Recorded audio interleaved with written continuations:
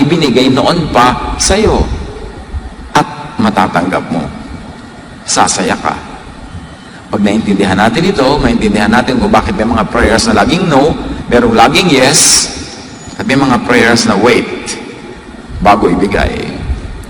To receive what you want from God, ask for what God wants for you. Not only for what you want for yourself, not for what you think you want, or you like, or you deserve, but you should want and ask for what God wants for you. Kasi siya ang Diyos. Siya ang magbibigay. Siya ang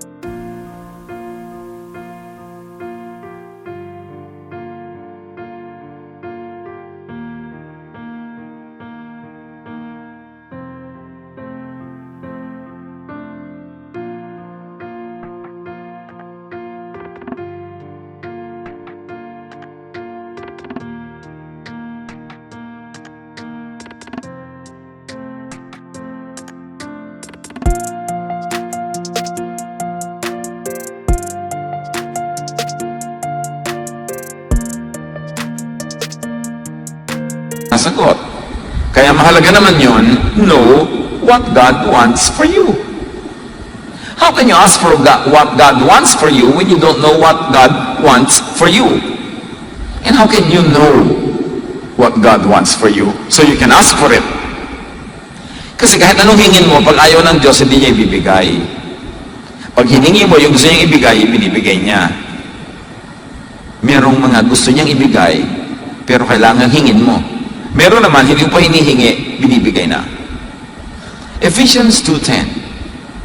For we are God's handiwork, created in Christ Jesus to do good works, which God prepared in advance for us to do.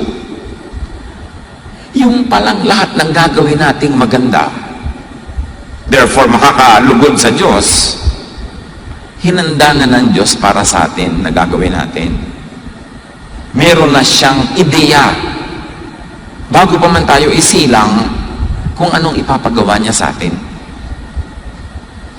Marami lang ang buhay na sasayang kasi nakalagitnaan na, naubos na, hindi pa nila ginagawa yung gusto ng Diyos para sa kanila, at ang ipinagpipilitan nila yung gusto lang nila o yung hindi nga nila alam kung anong gusto nila.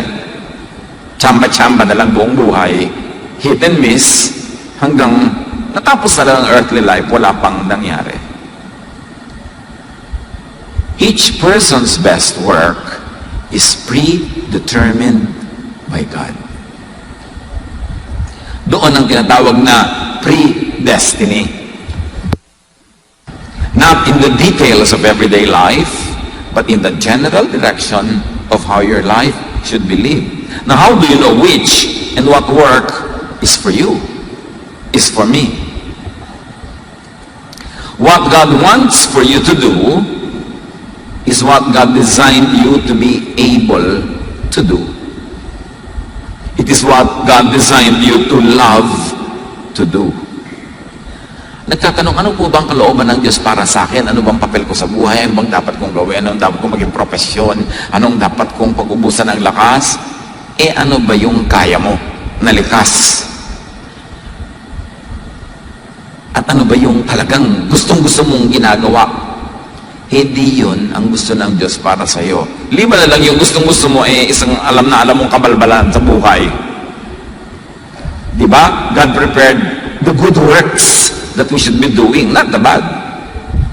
So para malaman mo kung saang area ka i-bless ng Diyos, dapat nasa area ka na naturally able and gifted ka to do, hindi pilit.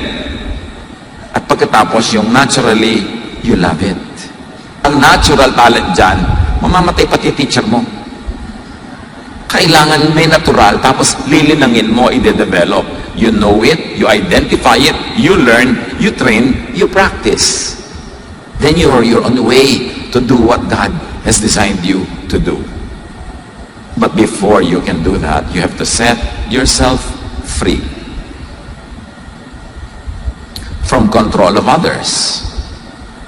Kasi marami ang mga tao na may ideya kung paano ka dapat mabuhay. Unang-una na doon ang mga magulang natin, dapat ka maging dentista, dapat ka maging ganito, kasi ang tita mo meron ng silya, mamamana mo na yun. Magde-dentista po ako dahil lang ang tita ko merong dentist chair. May ideya ang ating mga tita, lahat ng mga nagpapaaral sa atin, tumutulong kung ano dapat mangyari sa buhay natin. You have to be free from that. You have to set yourself free from environmental limits, lalong-lalo ang financial limits. Kaya malaking kalaban ng isang buhay na makulay at masaya at mabungay yung karukhaan.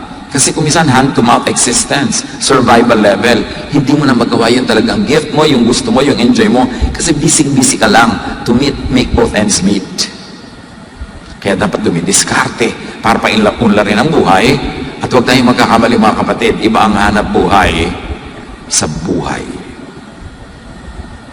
Naghahanap buhay ka para ka lang mabuhay at maipamuhay mo yung tunay mong buhay, mapalad yung mga halimbawa, gusto nilang magsayaw, tapos yung pa ang kanilang bokasyon, tapos meron pa silang enough income from it. Aba, maganda yun, kasi yung love mo, yung pa yung hanap buhay mo, yung pa yung buhay mo magkasama.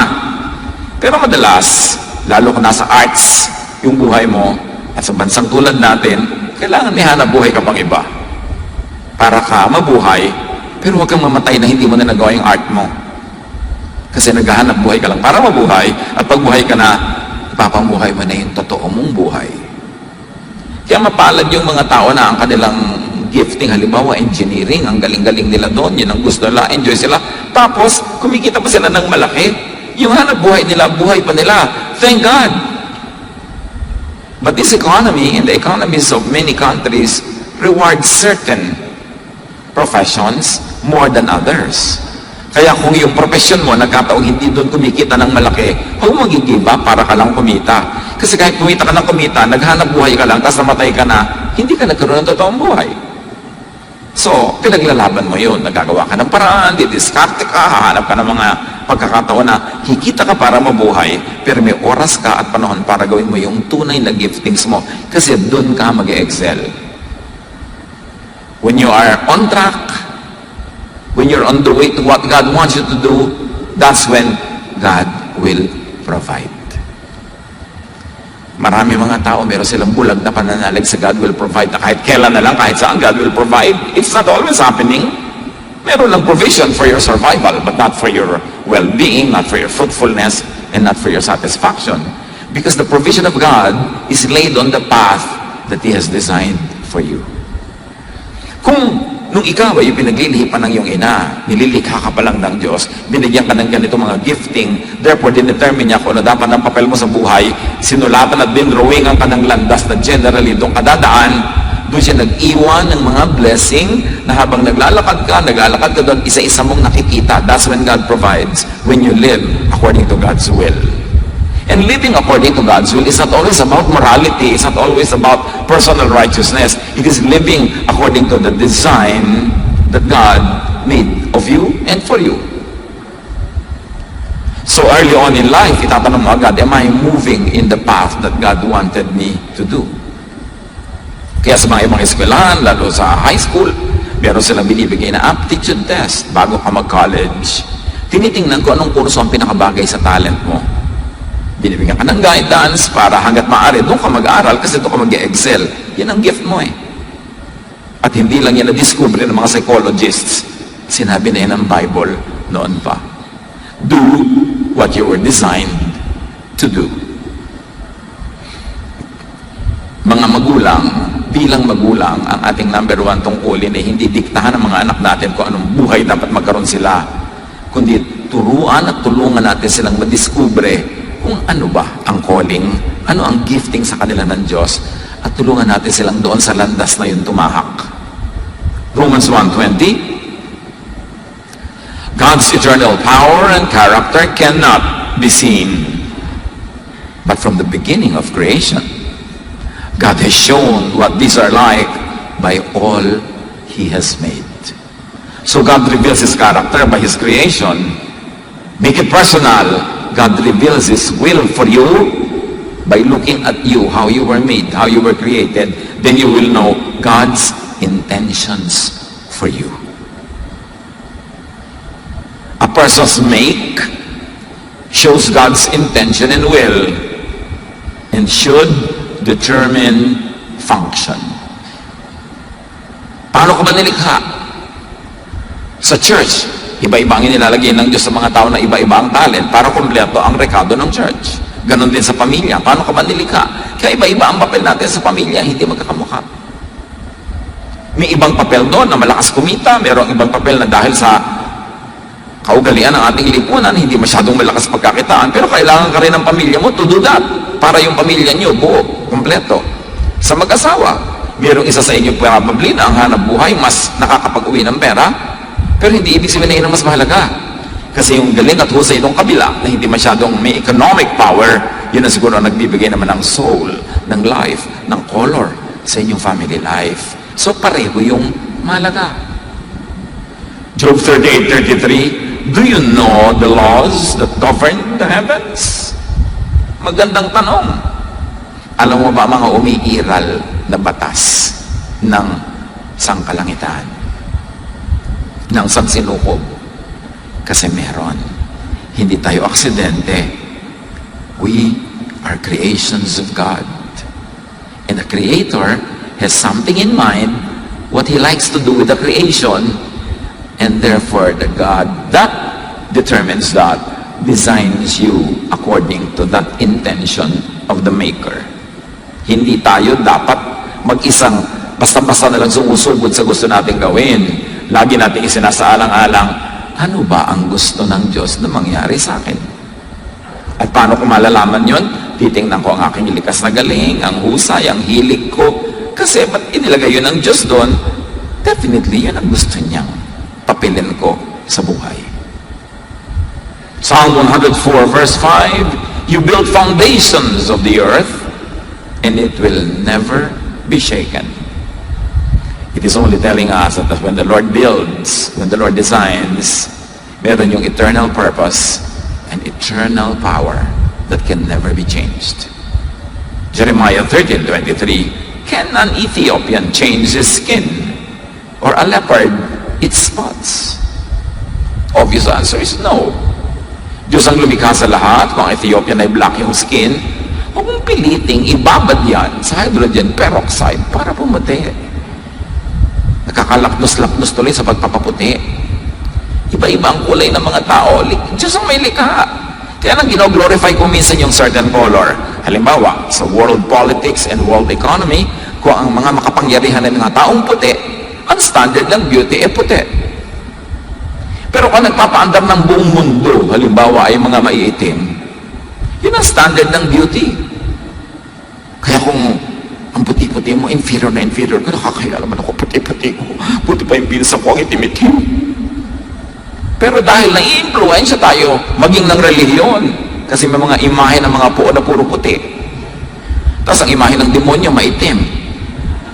Ay, makaka-inferior ka nga. Tapos yung kulot-kulot pa. Hindi kung kulot-kulot ka, gusto mong ipatuwid yung buhok mo ngayon.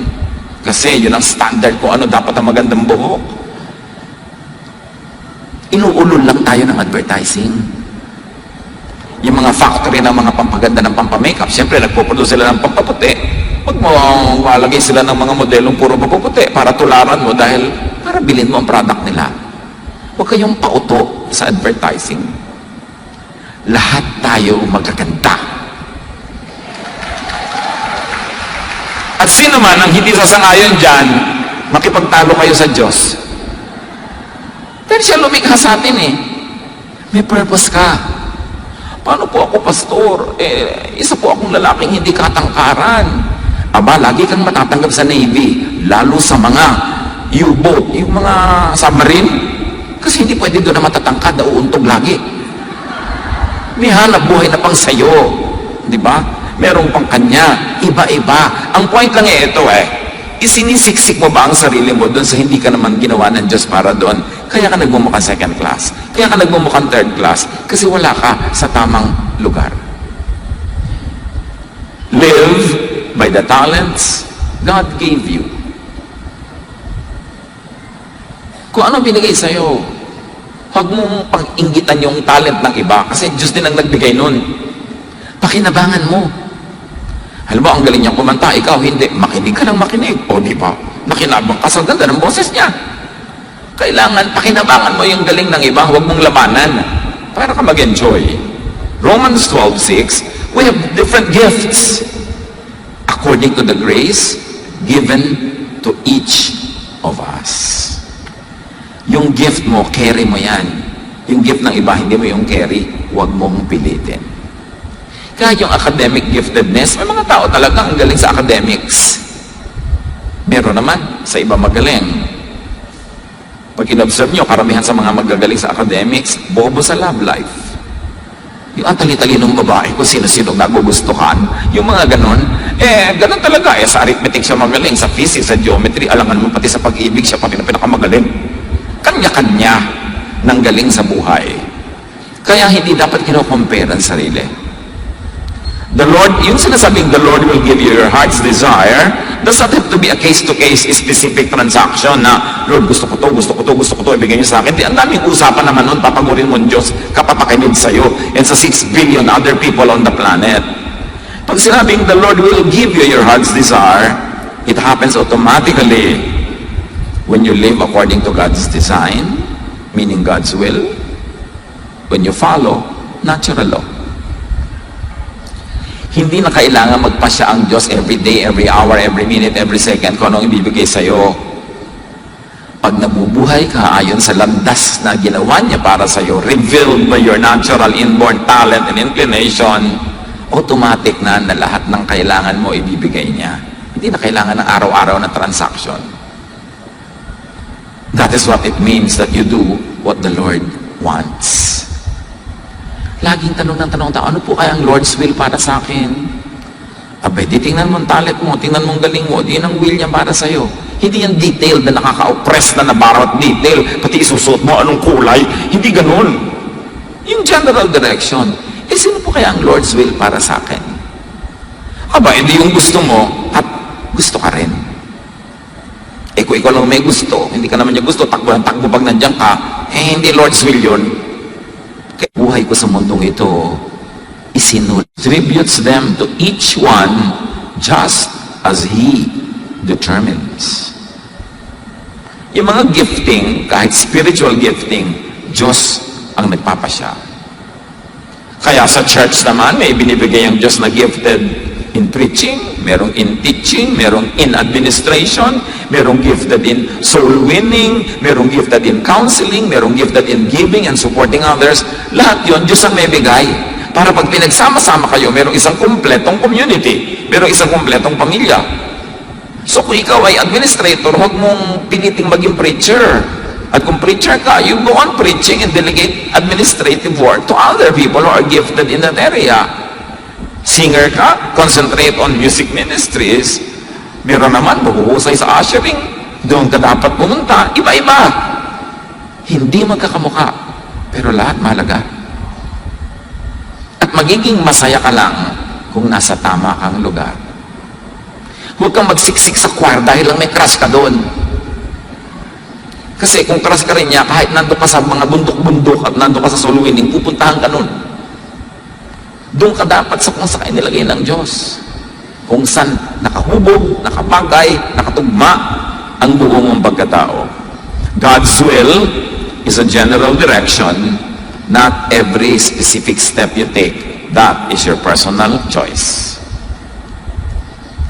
So do not problematize your natural self.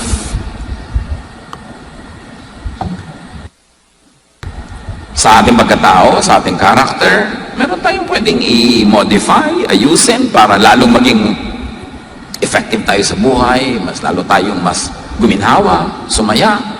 Pero may mga bagay, lalo yung mga likas na likas, kailangan tanggapin mo, i-celebrate mo, ipambuhay mo. Kasi doon ka magiging best. Huwag makipagtalo sa Diyos. Huwag magreklamo sa Diyos. Diyos ko, bakit po ba naging Filipino citizen ako? Ang daming bansa, kailangan ng visa. Kung ginawa ka ng Diyos sa citizen ng Tonga, gusto mo? Nasaan yung Tonga ng Vanuatu? Gusto mo maging citizen ka ng mga bansa na kung lumulubog na ngayon sa tubig dahil konting-konti lang angat nila sa tubig. Meron mga bansa, iba-iba. Huwag kang magreklamo sa citizenship mo, napakapalad mo nga. Dahil napaka-blessed ng bayan natin. According to the latest studies, among the 30 countries studied, ang bansa na may pinakamataas ng pananalig sa Diyos, Pilipinas. Yung pala, ang salamat na. Kaya tayo nagsusurvive sa lahat ng nangyayari sa atin because of that unshaken faith and unshakable faith. At ang bansa na may pinaka-least incidence of atheism, Pilipinas na naman. Among 30 countries studied. So kung saan kayo nilagay ng Diyos, pasalamat ka, bakit po ba dito sa pamilya nga pwede sinilang?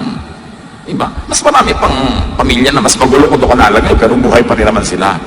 Isaiah 45:9, woe to those who quarrel with their maker, those who are nothing but potsherds among the potsherds on the ground. Does the clay say to the potter, what are you making? Does your work say, the potter has no hands? Kung ikaw daw ay palayok na nililikha nung gumagawa ng palayok, nagreklamo ka ba sa kanya? Bakit ganyan ginagawa mo sa akin? Bakit ganyan ang korte ko? Ba't wala akong tangkay? Ganon, puti ka lang, hayaan mo yung maker na gumawa sa'yo. Huwag ka magreklamo dyan. 1 Peter 4:10, each of you should use whatever gift you have received. So do not problematize other people's natural selves. Pastor, ba't kaya yung anak ko ganito? Ibang-iba naman ang inaasahan ko. Bakit gano'n noon? Ako, bakit big ba ang anak mo? Hindi naman po. Kambing ba? Hindi po. Tao? Iba eh. Tao ka, tao yung anak mo. Iba-iba talaga ang tao. Hindi magkakamukha. Kung pilitin na yung anak mo magswak sa mga ini-imagine mo kung dapat kung ano yung anak mo. Kung magpakananay ka na lang. Kasi ikaw ang pinagbigyan ng ganyang anak, ibig sabihin, gift yan sa'yo ng Diyos. Gift po.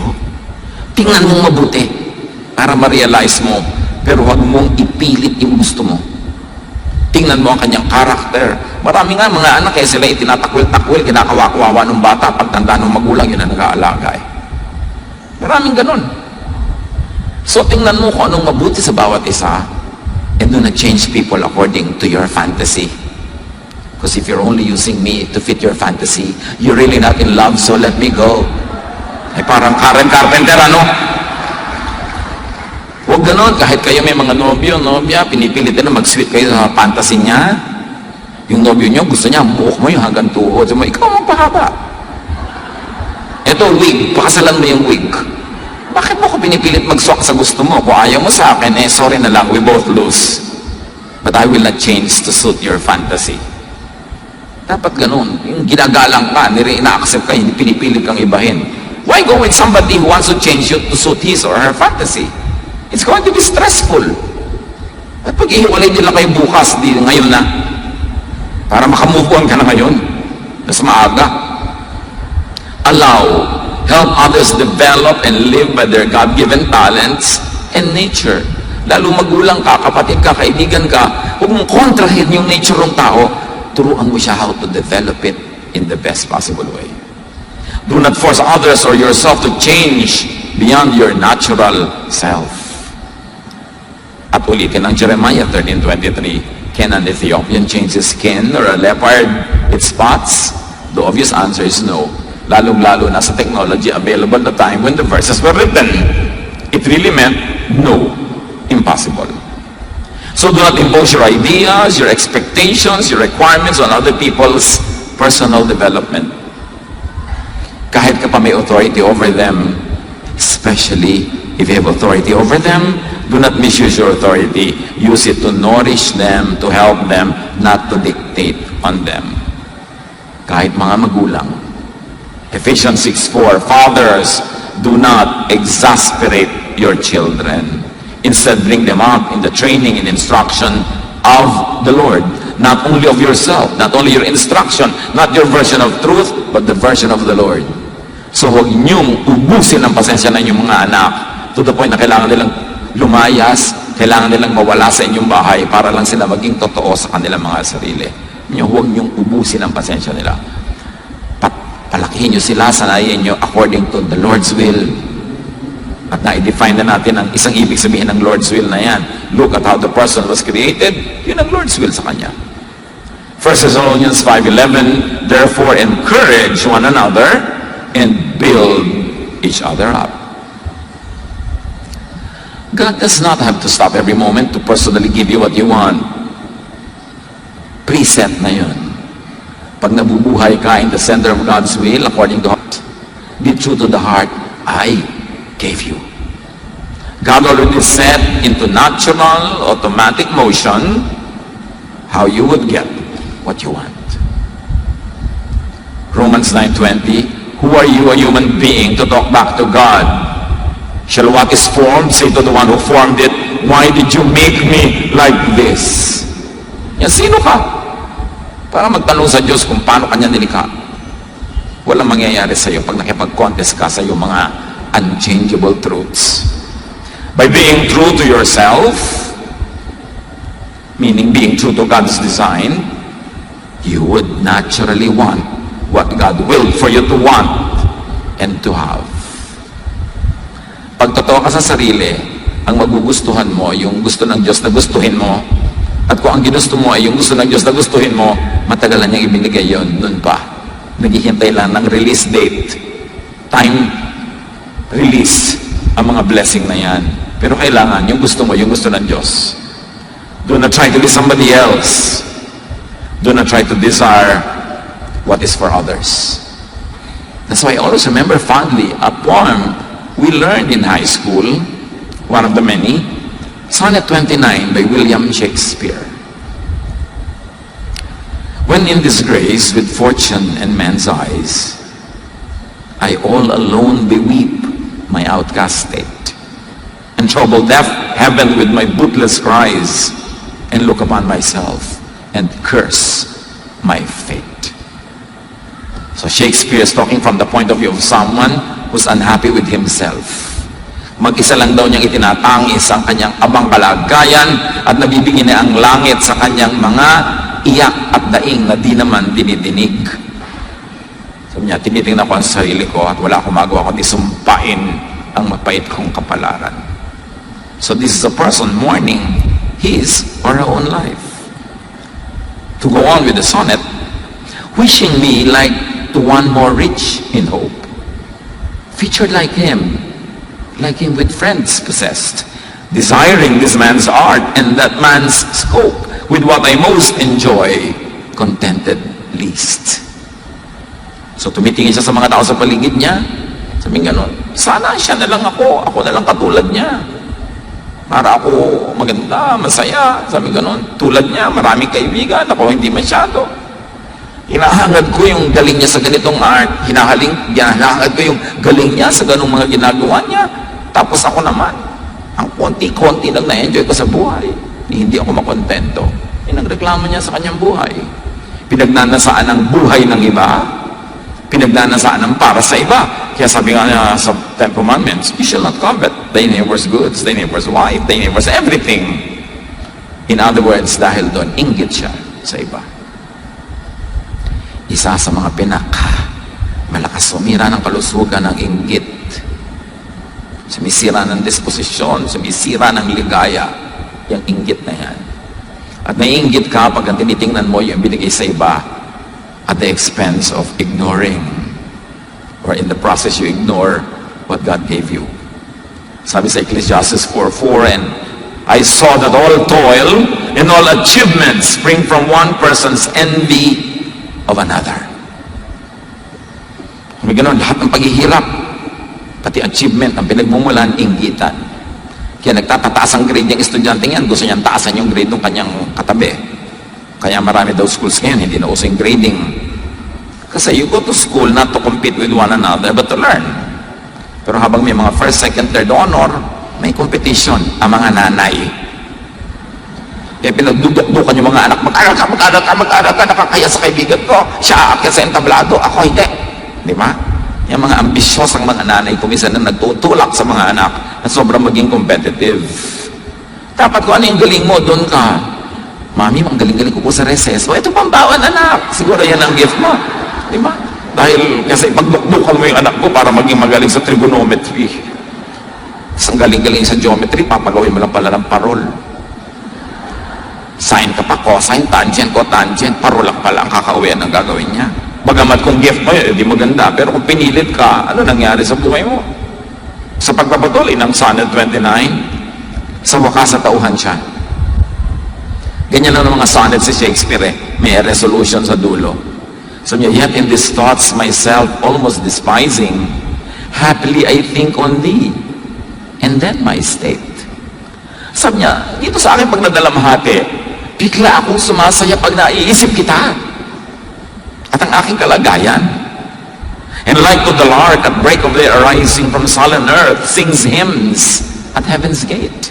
At nagmumukha ko sang ibong umaawit sa ibabaw ng tore ng simbahan sa umagang umaga. Biglang ang saya-saya ko, for thy sweet love remembered such wealth brings, that then I scorn to change my state with kings. Pag naaalala ko ang pag-ibig mo, ang mga text mo na, kumain ka na ba? Magkaroon, hindi ko ipagpapalit ang buhay ko kahit kaninong mayaman o makapangyarihan. Sasaya ka pag naisip mo ko ano yung meron ka na tunay mong ikinaliligaya. Knowing, appreciating what one has, gives wealth and happiness. At I'm sure kayong lahat na memorize nyo rin ang Sonnet 29 noon. O absent kayo nang ituro yun. Ay, ganun pala yung Sonnet 29. Kaya maganda yung mga nag-aaral tayo ng poetry. Kasi kung baka bundok-bundok ng mga Indiana, sisiksik sa konting salita ng magagaling na mga makata. So the first order of business is to know who you are per God's design. Then you will know who you should be. 1 Corinthians 15:10, but by the grace of God, I am what I am. And His grace to me was not without effect. May talab ang grasya sa akin ng Diyos. Ako ay ako, at ang grasya ng Diyos ay sapat para panindigan ko yan at para maging makabuluhan ang buhay ko, being I am who I am. Psalm 139:13, for you, not others, not me, you created my inmost being. You knit me together in my mother's womb. The first order of business is to know what you really want and to work for it, to work alongside it. Jeremiah 29:11-12, sabi ng Diyos, I know the plans I have for you. Plans to prosper you and not to harm you. Plans to give you hope in the future.